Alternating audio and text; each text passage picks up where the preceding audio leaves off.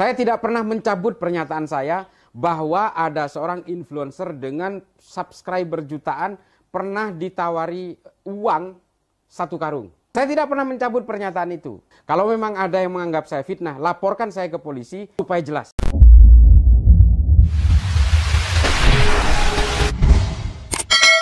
Terorisme kan tidak ada agamanya kan. Artinya kalau ada teroris beragama Islam, ya dia menunggangi Islam untuk membenarkan kejahatan-kejahatannya.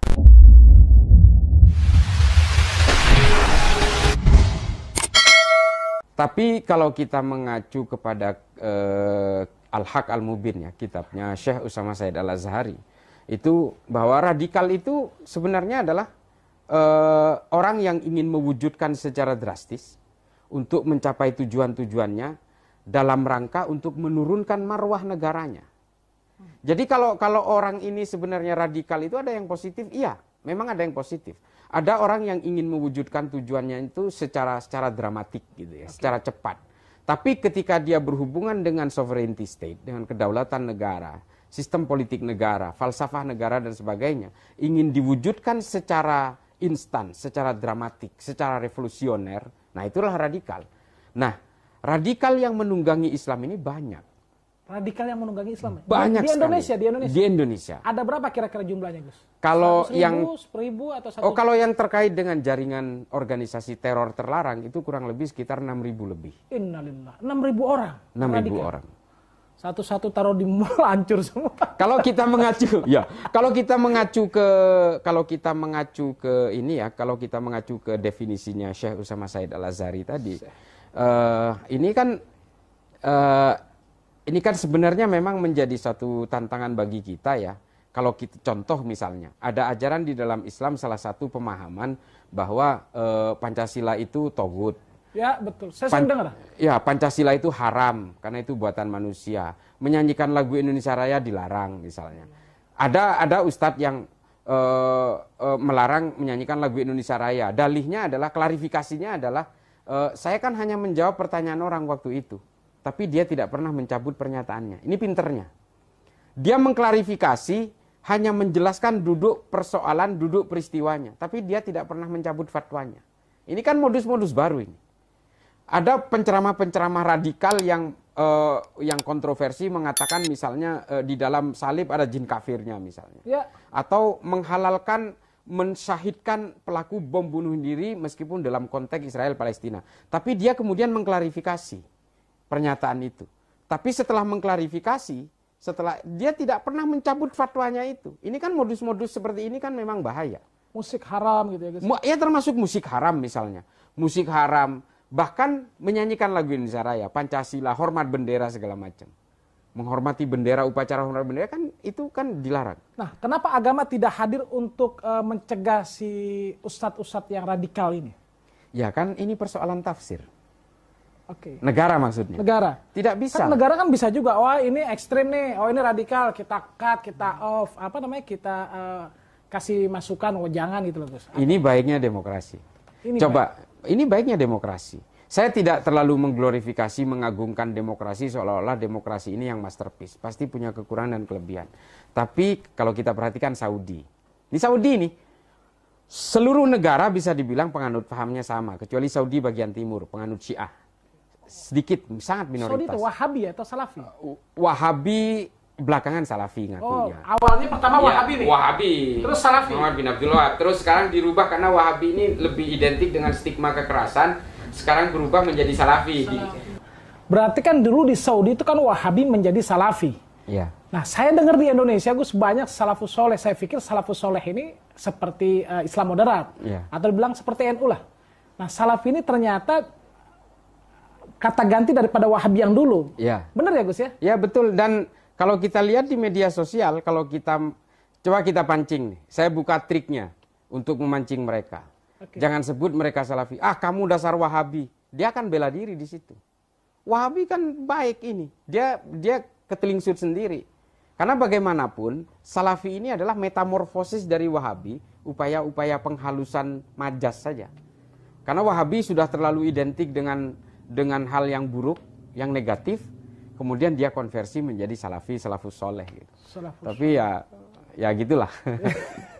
Kita nggak usah membahas keyakinan orang, tapi yang jelas begini. Kalau saya terus terang begini, sering timbul pertanyaan, mana buktinya orang-orang Salafi ini menganjurkan kekerasan, radikal dan sebagainya. Kami malah menganjurkan toleransi, kedamaian dan sebagainya gitu ya. Coba cek ustadz-ustadz Salafi itu, fatwanya tentang usul fikihnya terutama, kalau dia mengharamkan musik, teroris yang hari ini ada di penjara, itu mengharamkan musik juga.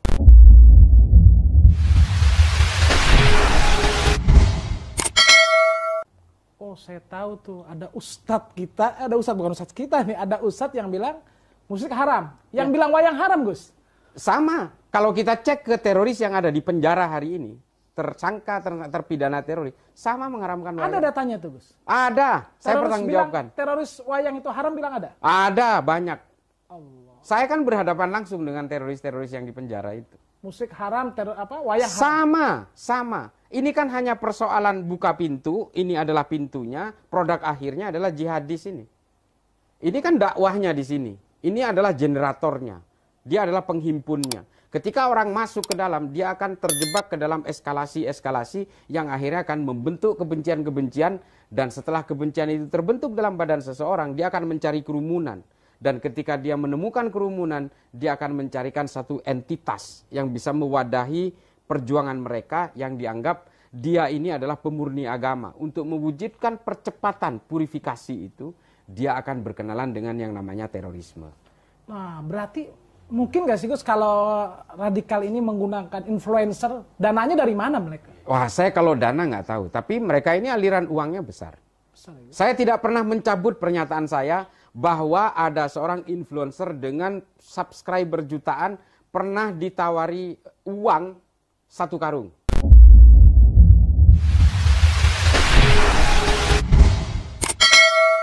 Uang 1 dan karung. tas Gucci edisi terakhir, limited edition. Banyak. Saya tidak pernah mencabut pernyataan itu. Kalau memang ada, ya ini saya di media ini, saya omong. Kalau memang ada yang menganggap saya fitnah, laporkan saya ke polisi supaya jelas. Allah. Saya tantang ini, baru di media ini. Saya terus terang dibully karena saya dianggap penyebar hoax, penyebar fitnah. Laporkan ke polisi. Kalau influencernya nggak senang, tabayun. Kalau laporan polisi agak sensitif, tabayun aja tabayun. Kalau tabayun, saya welcome sekali. Gitu ya, Gus. Termasuk juga ustadz yang bawa uang 1 karung itu. Allah, tuh ustadz bawa uang 1 karung. Ya. USD, Gus. Ya, nggak tahu kalau itunya. Allah. Tapi yang jelas uang 1 karung. Saya tidak pernah mencabut itu. Meskipun saya diserang mati-matian, habis-habisan, di YouTube, di semua platform media sosial. Saya dianggap penyebar fitnah. Saya sumpah, wallahi, nggak pernah mencabut itu. Karena si influencer ini bersaksi bukan hanya kepada saya, banyak orang. Allah. Nah berarti Gus banyak dapat ancaman gak nih dari Gus statementnya muncul di media seperti ini? Ada ancaman apa yang kira-kira wah ini kayaknya saya nggak berani lanjut lagi deh gitu. Untuk membawakan kebenaran itu memang penuh resiko-resiko. Saya tahu persis itu. Tapi ya insya Allah ya Allah masih bersama saya. Saya terus terang tidak pernah kecil hati. Saya sudah mewakafkan hidup saya untuk bangsa ini, untuk agama saya. Saya ingin agama saya ini terselamatkan dari orang-orang yang selalu menyeret paksa agama saya ke dalam kebencian dan kekerasan. Saya terus terang sangat, karena gini loh, kalau agama ini, Islam, agama yang saya anut ini, selalu identik dengan kekerasan, kebencian, caci maki, orang tidak akan tertarik. Kita kan selama ini menghitung orang yang masuk Islam, karena ada prosesinya, baca syahadat. Bahkan ada sertifikatnya kadang-kadang. Untuk masuk Islam, ada, bisa didata, bisa didetek. Tapi orang yang keluar dari Islam diam-diam, kita nggak pernah menghitung. Karena dia sudah merasa gerah menjadi orang Islam, karena dengan berislam seolah-olah dia harus menyediakan ruang dalam hatinya untuk membenci orang lain. Ini kan nggak pernah kita hitung. Yang kita hitung Sinead O'Connor masuk Islam, artis dari Irlandia. Tapi orang yang keluar dari Islam secara diam-diam, KTP-nya masih Islam, tapi dia sudah tidak percaya kepada Islam, itu banyak. Banyak sekali. Di Saudi sendiri, yang jelas-jelasan ya, Rana Ahmad, Rahaf Al-Kunun, ini kan udah keluar dari Saudi dan dia menganut ateis. Allah. Ini udah terang-terangan. Islam yang bagus itu bukan Islam yang mencaci. Bukan. Tapi Islam yang rahmatan lil alamin. Rahmatan lil alamin yang betul-betul akhlakul karimah. Akhlakul karimah ini juga sangat sebenarnya relatif ya, tergantung dari perspektif. Tapi yang jelas kalau bagi saya, Islam itu adalah sama seperti agama-agama lainnya, itu lebih menekankan kepada penghargaan manusia kepada manusia lainnya dan juga berjuang atas nama agama untuk mewujudkan kedamaian. Makanya khairun nas anfa'um linnas itu betul-betul diulang-ulang oleh Nabi itu. Bahwa manusia, Nabi menyebutkan manusia, bukan orang Islam, bukan orang mukmin, bukan orang beriman, tapi manusia. Khairun nas. Ya, khairun nas. Anfa'uhum linnas. Manusia yang sebaik-baiknya manusia adalah manusia yang bermanfaat bagi manusia lain. Manusia loh, Nabi menyebut itu. Artinya universal sekali. Nah, ini nggak pernah kita pahami seolah-olah begini. Saya tidak menganggap semua agama benar, jelas. Ya. Saya menganggap yang benar itu adalah agama saya. Tapi apakah kemudian kalau saya menganggap agama saya yang paling benar, saya harus menjelek-jelekan agama orang lain? Setuju. Kalau saya menganggap istri saya cantik, saya tidak harus menjelek-jelekan istri orang lain. Betul, Gus. Berarti cowok tampan itu mesti istrinya di atas rata-rata. Itu loh. Maksud saya, dengan mencintai agama, tidak harus membenci agama orang lain. Dengan mencintai agama saya ini, tidak harus membenci agama orang lain. Ini kan persoalan yang berbeda. Makanya kata Habib Ali Al-Jufri itu kan al-insaniyah qabla tadayyun. Humanity before religiosity. Mengenal dulu kemanusiaannya sebelum mengenal agama. Kalau orang kemudian mengenal agama lebih dulu, tidak mengenal kemanusiaan, pada akhirnya dia akan mentuhankan dirinya di dalam dirinya. Iya, iya. Bukan man arafa nafsahu kan.